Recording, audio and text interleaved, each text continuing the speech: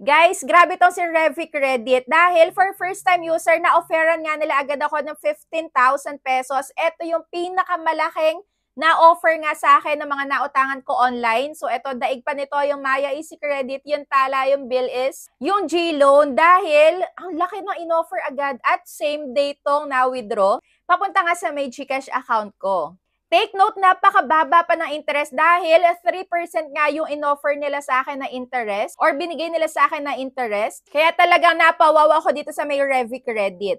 So kung wala ka pa nito, i-share ko nga dito kung paano magkaroon ng Revi Credit, bakit wala ka pang Revi Credit, ano yung kailangan mong gawin, ano yung step by step sa may pag-apply, paano i-withdraw papunta sa may GCash account mo. So lahat ng yan, i-share ko dito. Kaya, ayan, panoorin mo yung video na to hanggang dulo. Pero bago yon ay share ko muna sa inyo itong disinfectant nga na nabili ko. Yung hawak ko ngayon is Okada, pero dahil sa super bango nga nito at ang daming magagandang reviews online is nabili ko nga lahat ng scents nila.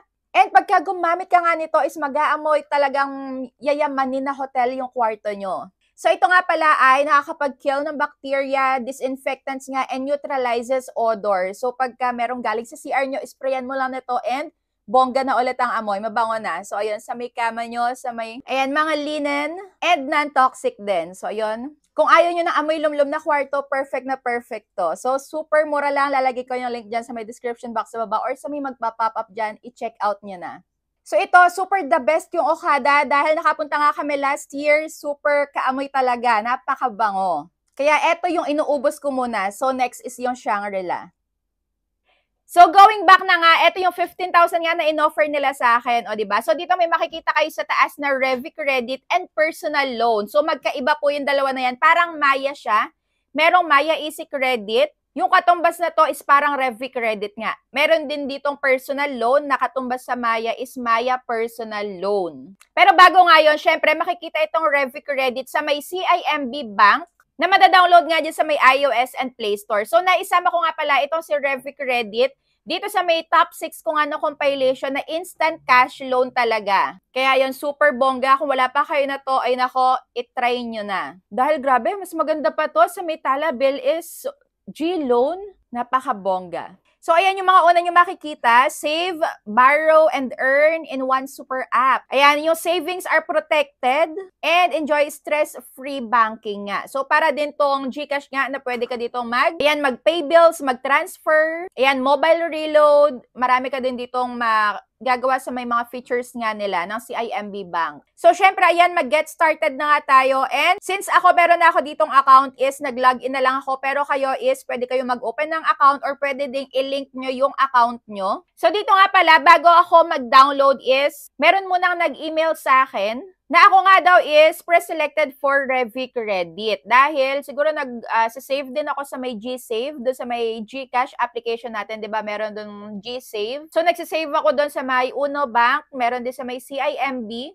Kaya siguro mas napadali na na-offeran ako nito. Kaya yung nagpapapagad dito sa akin is you've been pre-selected for Revi Credit. So, congratulations! In-apply ko na agad-agad. So, kaya i-check nyo yung email nyo. Baka meron na kayong matagal na email galing sa my CIMB Bank or sa may Revi Credit nga. So, ayun, apply for a credit line now na. So, ito yung mga pamimilian. Anong type daw ng account yung hinahanap mo? So, meron diyang Max Save, may G-Save, may Up Save. Pero dito sa may ibaba nga, makikita nyo yung personal loan saka yung Revi Credit. So, ako, ikinlik ko lang itong Revi Credit. And ito na nga yung lumabas. Meron ako ditong 15,000 pesos nga and monthly interest rate na 3% lang. So, ito na nga yung mga eligibility. Kailangan ma-meet mo muna yung mga requirements dito. Ayan, kailangan Philippine citizen, at least 21 years old, no older than 65. Meron kang gross monthly income na 10,000 pesos. Meron kang Philippine mobile number and meron kang mailing address. So, ayun, yung required documents naman. Kailangan meron kang 1 full month's payslip, may certificate of employment, meron kang BIR. So, makikita mo din dito, pwede kang mag-loan ng up to 250,000 pesos. So, dito naman, ito yung mga sinagutan ko. Ayan, ilalagay ko na lang dyan about sa may kung saan ka nakatira. Yung employment type, kung ikaw ba ay employed, self-employed, unemployed, or student. And lalagay mo nga dyan yung, ayan, civil status mo, yung trabaho mo, yung gross monthly income mo, and yung TIN mo, yung TIN number mo. So next naman, kailangan pala dito sa may employer name ay ilagay mo dyan kung saan ka nagtatrabaho. Pero pagka wala namang lumabas dyan na pangalan ng company mo is basta i-type mo na lang dyan. And dito sa may payroll cycle, mamili ka lang dyan kung tuwing kailan ka sumasahod. And employer contact number. So, kailangan mo ding ilagay dito. So, syempre, magpaalam muna kayo kung ilalagay nyo yan para alam nga nila na gagamitin nyo dito sa may pag-apply ng loan. Tapos, isang emergency contact. So, after ko nga ma-submit yung mga finilapan ko na yon, nakalagay dito is 12:42 ha. Ayan, natapos ko na yung mga kailangan sagutan. And wala pang isang minuto nga, ayan, okay na agad. So, nakalagay na dito yung mga kailangan mong malaman, yung credit limit mo, yung interest rate, etong billing date. And mamimili ka nga dito kung ano yung way mo ng pagbabayad. Kung auto-debit ba or manual. Ikaw mismo yung magbabayad manually. So, ngayon guys, i-withdraw na natin nga papunta sa my GCash account ko. So, ayan, i-click lang itong transfer and piliin lang itong select account. So, meron diyang nakalagay within CIMB to other banks or QR. So, within CIMB tayo. So, make sure nyo lang na yung GSave nyo dun sa may CIMB is okay pa din. Kasi doon nga papasok yung inyong ilo-loan sa kanila. So, ayan, inilagay ko lang dito yung amount na 10,000 and, ayan, continue. And wala din tong transaction fee. So, ayan, buo kong matatanggap yung 10,000 pesos dito. So, confirm ko lang and okay na agad. So, ganun lang kadali mag-transfer papunta sa may CIMB Bank. So, kailangan mo lang din pala ditong maglagay ng iyong 6-digit na MPIN. And, ayun, pumasok na agad dito sa aking GSave account. So, ayan, open na natin ngayon itong GCash account ko. Tapos, click natin itong save. So, ayun, pumasok na agad sa may GSave ko. O, diba? Napakabongga. Kaya kailangan ay, ayun, nagsasave din kayo sa may GSave dun sa may CIMB Bank. So, kung makikita nyo dito, which account do you want to withdraw from? So, gamit itong CIMB Bank nga. Ayan, kung makikita nyo, dalawa yung... So, meron din nga pala ako sa may uno. Ito yung sinasabi ko sa inyo, dito sa may GSave, meron kayo dyang mga pwedeng pamilian na pag-savean ng money and magkakaroon nga din yan ng tubo. So, magkaka-interest din yung pera nyo dyan. So, ngayon nga, kinlik ko lang itong CIMB and withdraw na. So, ayun, pagkayari ko mag-input ng amount dito is next na and then OTP lang, tapos okay na. So, ayan, kung makikita nyo dito, yung withdraw ko is 9,000 lang pala. So, ganun lang kadali yung pag-transfer nga nung CIMB dito na revolving credit mo papunta sa may GCash wallet mo. So, meron nga din palang mag-i-email sa'yo na ganyan. And yung Revi Credit details mo ay i-email din sa'yo. And yung billing date din nandito. So, ako, 5 nga yung billing date ko.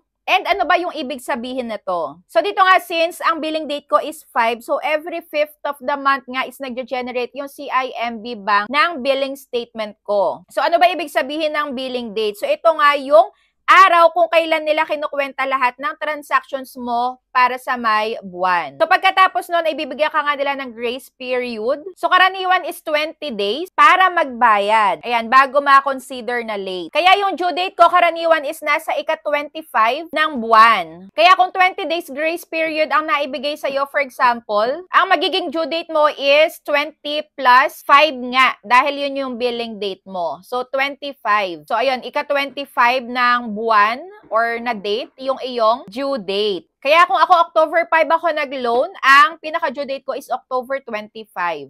So, dito pala may late fee na 50 pesos or 5% ng due amount mo or which is higher. Kaya kung dito ko computein natin, so dito nga for example, sa 10,000 nga na inutang ko, tapos 3% ito per month, and 20 days ko lang siya nagamit. Ayan, yung 3% divide lang natin sa may 30 days. I-times natin sa may 20 days kung gaano natin katagal nagamit. So, equals 2% ang kanilang effective interest. So, ayun, yung 10,000 ko, ta-times ko sa may 2%, equals 200 pesos nga. Yung pinaka-approximate na babayaran ko, 10,200.